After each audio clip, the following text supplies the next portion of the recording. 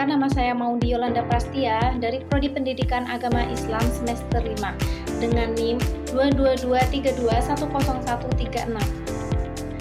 Baik, di sini saya akan menjelaskan materi-materi micro teaching selama 7 pertemuan kemarin. Nah, pada pertemuan pertama itu membahas tentang model pembelajaran aktif dan pengantar micro teaching. Nah, model pembelajaran aktif merupakan suatu pola atau perencanaan pembelajaran yang melibatkan siswa untuk belajar secara aktif. Nah, ada beberapa model pembelajaran yang digunakan dalam pembelajaran aktif tersebut, yaitu termasuk discovery learning, pembelajaran berbasis proyek, kontekstual, kooperatif, dan kolaboratif.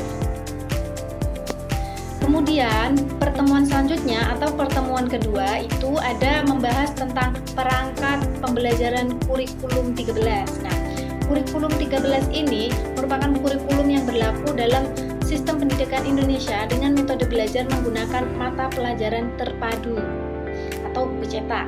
Nah, adapun perangkat-perangkat yang terdapat dalam kurikulum 13 itu meliputi silabus, RPP, kalender akademik, prota, promes, rincian pekan akhir, buku absen, buku jurnal, buku penelitian, bundel portofolio, buku soal, dan media pembelajaran. Nah, itu merupakan perangkat-perangkat pembelajaran kurikulum 13. Nah, selanjutnya pada pertemuan ketiga yaitu ada membahas tentang modul ajar. Nah, modul ajar di sini merupakan dokumen atau bahan pembelajaran yang dirancang siswa, yang dirancang secara sistematis untuk membantu proses belajar mengajar supaya lebih efektif dan terstruktur. Nah, adapun komponen-komponen inti pada modul ajar yaitu meliputi kompetensi awal dan kompetensi dasar atau KD. Yang kedua yaitu tujuan pembelajaran, terus pertanyaan pemantik, profil belajar Pancasila, submateri, model atau metode belajar. Kemudian ada kegiatan pembelajaran yaitu yang meliputi pembahasan, kegiatan inti, serta penutup. Kemudian ada asesmen. Nah, asesmen ini meliputi asesmen awal, asesmen formatif, sumatif, dan asesmen individu dan kelompok. Nah, yang terakhir itu ada media dan sumber pembelajaran dan daftar pustaka. Nah, selanjutnya pada pertemuan keempat kita membahas administrasi sekolah. Nah, di mana administrasi sekolah itu merupakan proses pengelolaan dan yang melibatkan perencanaan, pengorganisasian, pengarahan, dan pengendalian sumber daya sekolah untuk mencapai tujuan pembelajaran atau pendidik secara efektif dan efisien. Nah, jenis-jenis administrasi sekolah itu ada 10. Pertama ada administrasi standar isi, standar proses, standar kompetisi lulusan, standar PTK, standar sarana dan prasarana, standar pengelolaan, standar pembiayaan, dan standar penilaian, serta budaya dan lingkungan sekolah. Yang terakhir yaitu ada standar masyarakat dan kemitraan sekolah. Selanjutnya pada pertemuan kelima yaitu kita membahas administrasi guru. Nah, di mana administrasi guru ini merupakan kegiatan yang berkaitan dengan pengelolaan dan pengaturan segala sesuatu yang berhubungan dengan tugas dan tanggung jawab seorang guru di sekolahan. Nah, adapun jenis-jenis administrasi guru ini ada 3. Yang pertama yaitu jenis administrasi diri, yang kedua administrasi kelas, yang ketiga administrasi sekolah. Selanjutnya, pada pertemuan ke-6 kami membahas P5 dan PPRA. Nah, di mana P5 ini adalah bagian dari kurikulum merdeka yang bertujuan untuk mengembangkan karakter dan kompetensi siswa berdasarkan nilai-nilai Pancasila. Nah, kemudian PPRA merupakan singkatan dari Program Pendidikan Reguler Angkatan, yaitu program pendidikan yang diselenggarakan oleh Lembaga Ketahanan Nasional Republik Indonesia.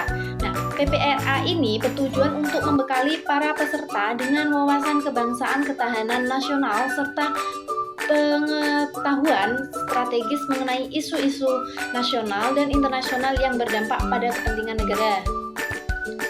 Nah, selanjutnya pada pertemuan ke-7 kami membahas asesmen.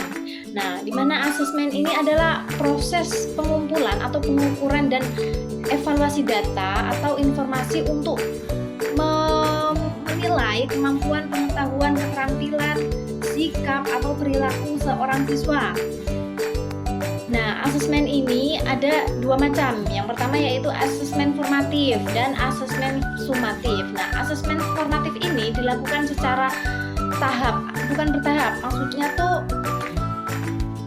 timbal balik atau mengerjakan soal-soal harian. Nah, sedangkan asesmen sumatif itu dilakukan pada akhir semester atau bisa jadi dengan ujian akhir semester.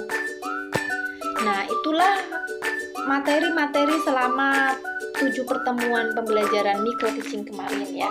Selanjutnya di sini saya akan membahas manfaat materi micro teaching selama 7 pertemuan itu. Apa aja sih manfaatnya? Nah, yang pertama manfaatnya yaitu bisa meningkatkan keterampilan mengajar, di mana calon guru ini dapat mempraktikkan teknik mengajar dalam skala kecil dan mendapatkan umpan balik secara langsung untuk perbaikan ke depannya. Nah, yang kedua yaitu umpan balik yang konstruktif.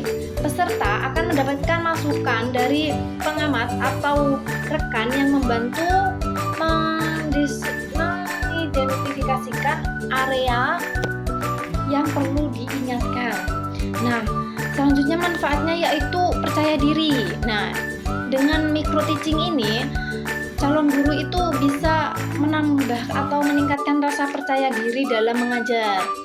Nah, yang selanjutnya yaitu mengenai pemahaman tentang memajukan atau memanage, mengatur kelas.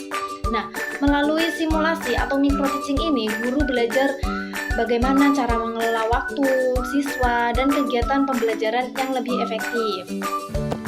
Selanjutnya manfaatnya yaitu mendapatkan atau memperkaya metode pembelajaran.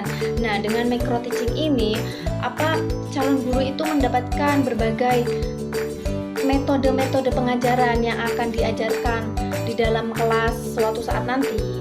Jadi mempunyai banyak metode atau variasi dalam belajar atau mengajar ke depannya.